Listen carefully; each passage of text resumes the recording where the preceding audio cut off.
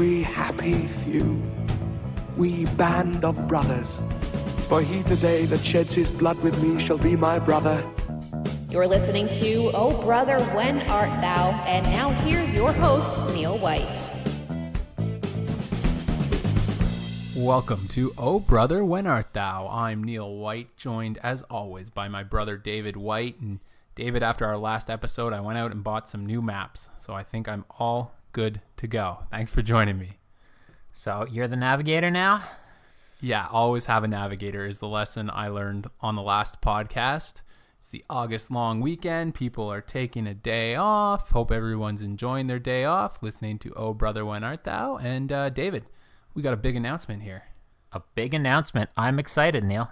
This is great. We have t-shirts and we have hats. So we're going to give away a free t-shirt and a free hat. Oh Brother, When Art Thou?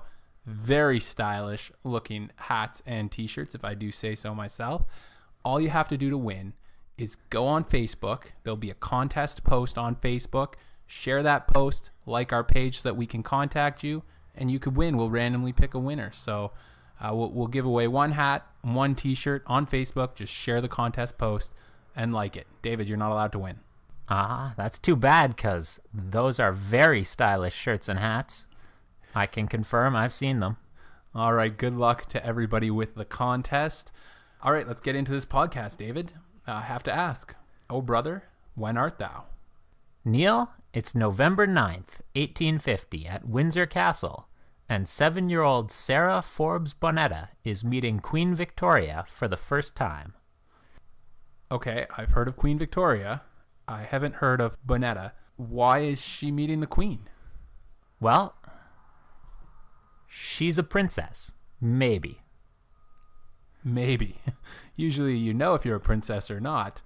Take us back, Dave, and give us a little bit of the backstory of what's going on here. All right, so we should really start in 1847, when an army from the Dahomey Empire, which is based in what is now the Republic of Benin in Africa, is invading the territories of the Egba tribe, located in what's now northern Nigeria, also an African nation. Okay, so we started out with Queen Victoria.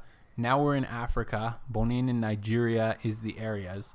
What's the battle that's going on here? Why are these countries and these tribes fighting, David? This is a slave raid.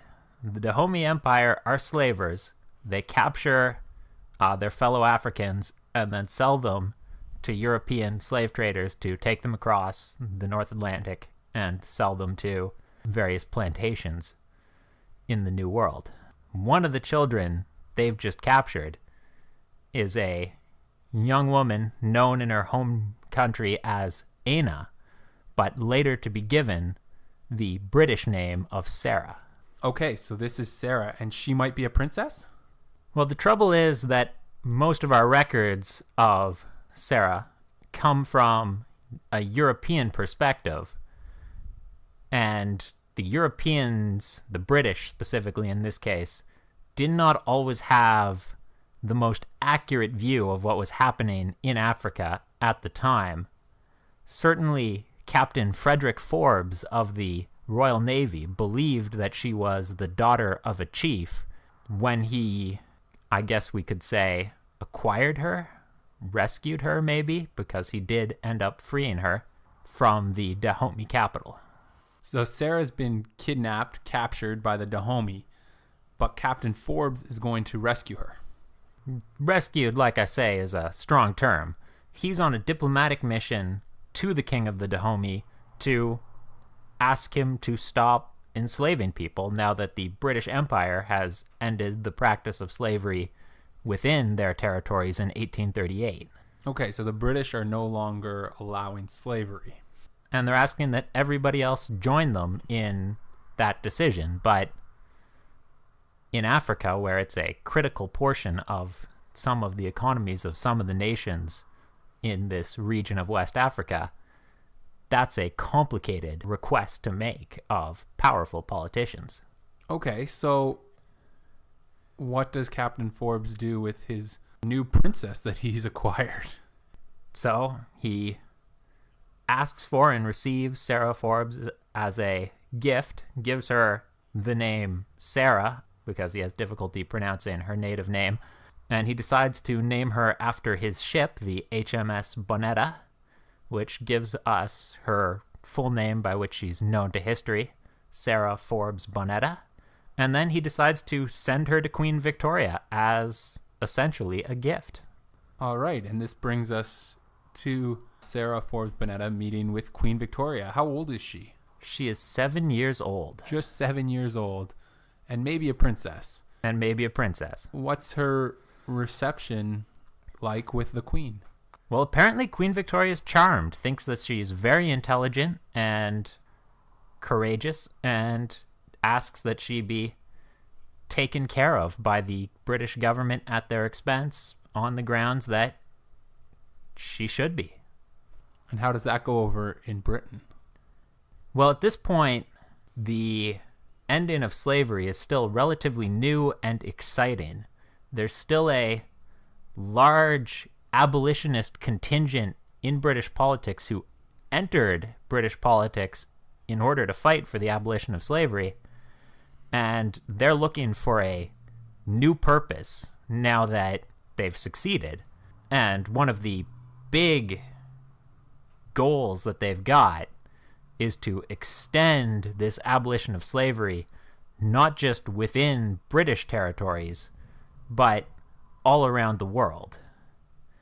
And they view Sarah Forbes Bonetta, this, in their view, princess of a tribe that clearly is not happy with slavery since they're the ones being enslaved, as a great symbol, a symbol of what they stand for.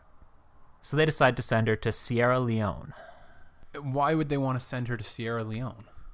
Well, Sierra Leone, the same as the modern-day country in Africa, is a recently created colony of Britain, and a number of these pro-abolition politicians support its creation as a new home for freed Africans who had formerly been slaves, a way to return them to where, to a Victorian Englishman, it seems like they belong. So they view this as a flagship project, and therefore sending a princess to be there is exciting and hopefully will make Sierra Leone more exciting for everyone else. Okay, so does young Sarah get shipped off now to Sierra Leone? She does, but before she goes, she gets baptized as a Christian because that's very important to Victorian Britain. And her godmother at the ceremony is Queen Victoria. Quite the godmother. Indeed.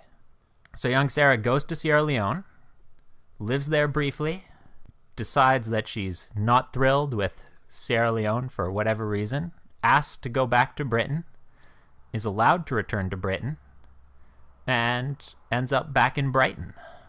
Okay, and is the weather in Brighton better than Sierra Leone? I wouldn't think so. I wouldn't imagine, but I guess that's where she wanted to go back to. But eventually, she grows up. She falls in love with another ex-slave. She marries him. They move back to Africa, but they decide not to move to Sierra Leone. They move to Lagos, which is quite close to where she was originally from. And then they live, so far as our records are available, happily ever after. Well, that's a great story. It is. I'm glad one of these podcasts finally had a happily ever after, because it seems like usually the people we're talking about end up in jail. Usually they do. And because I'm distressed that I'm giving you a happily ever after, I wanted to go back and discuss a little the politics of the slave raid which initially captured young Sarah Bonetta, and, add some generally depressing African politics to this otherwise uplifting story. Oh, darn. All right, so back to 1847 in the Egba territories close to the city of Abeokuta. It's called the City Amongst the Rocks. Okay. And it, at the time, is a new place. Well, a new city. Initially, the Egba tribe had been members of the Oyo Empire, and the Dahomey Kingdom had also been tributaries to the Oyo Empire, which was a very large African empire. But in the 1800s, the early 1810s and 20s, the Oyo Empire collapsed. Is this when the Dahomey became slavers? This is when the Dahomey began slave raiding. Specifically, they'd already sold some of their own people who'd committed crimes to the transatlantic slave trade, but now they begin kidnapping people from neighboring tribes. And the weakest militarily of the tribes in the immediate area to the Dahomey Empire are the Egba, which is not a great situation for them. No, it wouldn't seem like it. So, initially, they were mostly a scattered people living in smaller villages rather than in a large city. But these new slave raids from Dahomey add a new pressure to gather together to defend themselves. And Abeokuta is a great place for them to build this city where they're coming together, because it is, as its name implies, amongst a large group of very large rocks, which serve as a sort of pre-made defensive position to help them defend their home territory. Well, that would seem to be what they needed at this time. How does it work out for them? Well, they start coming together, and the Dahomey raiders, as people flee the outlying villages, start to follow them. By 1850, when Sarah Bonetta is meeting Queen Victoria in Windsor Castle, the Dahomey's armies have decided to attack Abeokuta directly, rather than simply raiding around its edges. Okay, and so this is going to be, I would gather, a bigger type of assault on the city? This is the dramatic showdown. The Dahomey have gathered together their warriors, their army. They're mostly armed with muskets, which are the standard military technology of the time. And they march shoulder to shoulder directly at the city. We have a record of this in English because Henry Townsend, a British missionary, happened to be living and preaching in Abeokuta at the time. And how did it go, according to him? He tells us that the Dahomey's armies were larger initially than the Egba had expected, and they forced the ford of the river before the city and were marching on the city. But rather than being terrified, the Egba were rallied together by desperation, seeing that this was their refuge, and so their armies were only growing even as they fell back to the walls. And eventually they gathered at Olumo Rock, a local large rock which was both a shrine in the native religion and a cornerstone of their defensive walls. There, the Dahomey simply didn't have the siege technology to force the wall, and the battle became very bloody briefly. Both sides had muskets and were firing them at very short ranges into dense packed troops, the sort of battle that would have been immediately recognizable to any European general of a generation before, when muskets had been the standard military technology in Europe. But eventually the Dahomey could not withstand the casualties they were taking and were forced to retreat. According to Townsend, they organized an impressive fighting retreat that held their troops together and made it back to their territory. But the casualties they took holding off the Egba who pursued them all the way meant that they never again truly threatened the city of Abeokuta the way they had before, although the outlying raids on outlying towns would continue for decades. So this is a victory for the Egba. This is a dramatic victory for the Egba, and it is partially because they now have access to weaponry from the city of Lagos, which you may recall is where, in a few more years, Sarah Bonetta will end up settling. Were they being assisted by the British? In a sense, the British are selling weapons in the city of Lagos in return for palm oil, which was a major trade item between Africa and Europe at the time.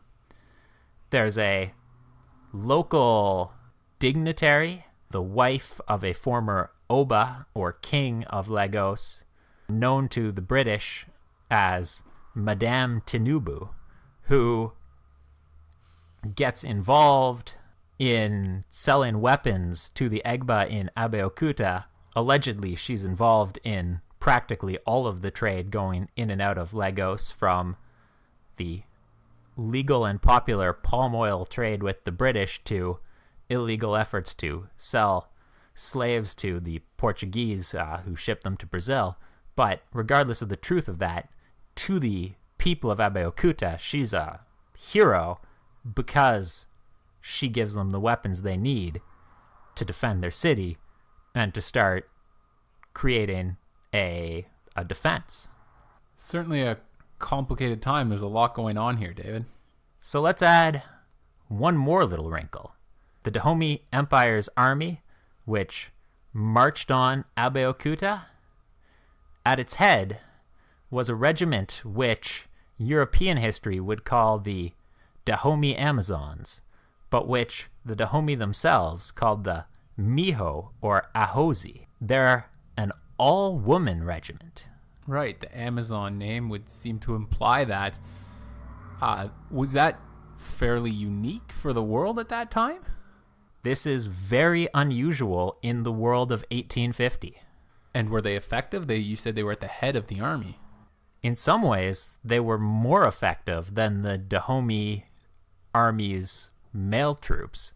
The reason for that is because the Ahozi remained in the army year-round. It was their profession, whereas other troops in the Dahomey army would spend some of their time farming and only some of their time serving as soldiers. So that was partially a cultural thing about women's roles, but it actually made them more effective. Wow, that's impressive. And it was absolutely fascinating to the Europeans of the period. It's practically impossible to find a writing in English or French about the Dahomey Empire which does not mention, as they called them, the Amazons. I imagine for them, coming from their Eurocentric worldview, where all the soldiers were men, this would be quite an outlier and quite a sight to see these women leading the charge into battle. Absolutely. It was shocking to European society practically every time it came up that there was actually a kingdom that used women soldiers and used them successfully. So what happens to the Dahomey and the Egba? Well, the Egba end up slowly being drawn into the British Empire, initially with treaties with the various chiefs and leaders, but increasingly, as time goes on, the British control more and more the country. But it's actually not until 1914 that the British take formal control of the Egba territories specifically as part of their colony of Nigeria, which will of course eventually become free and become the Republic of Nigeria, which is the nation of that area to this day. And the different way of life and the different way of treating women specifically in this region don't go away simply because of the imposition of British rule. Actually, at Abeokuta specifically, in 1918, there's a series of riots which the British call the Abeokuta women's riots, driven by increased taxation to pay for the First World War, which has just ended. And then, in a little repeat of that experience, in 1946, the British again decide to raise taxes to pay for the end of a world war that they've fought mostly in Europe. And they decide to specifically raise taxes on women because women are, I'm not going to say more wealthy in this society, but more wealthy than the British respect. They view it as somewhat suspect that there are independent women who have their own businesses.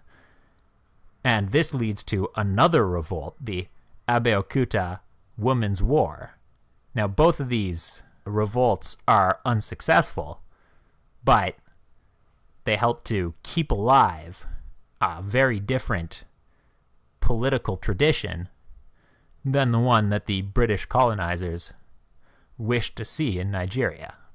No surprise there, I guess, from the British Empire. No surprise there, yes. As for the Dahomey, their future will be different. The French land in the region of modern Benin in the 1880s and begin to create a colony there. And they almost immediately start coming into conflict with the Dahomey, who have always been a militarily expansionist empire, typically at war with their neighbors. But unfortunately for the Dahomey, the French are not another African people with a comparable military for them to struggle against. In 1890, their first war against the French Empire begins. In 1894, their second war against the French Empire ends with the entire country's political system violently crushed and the imposition of direct colonial rule from France. In just 4 years. In just 4 years. Their military is badly outmatched at this stage by the new weapons that the French are bringing to the continent. Machine guns, artillery, bolt-action rifles. These are far more advanced than the muskets that the Dahomey are used to fighting with.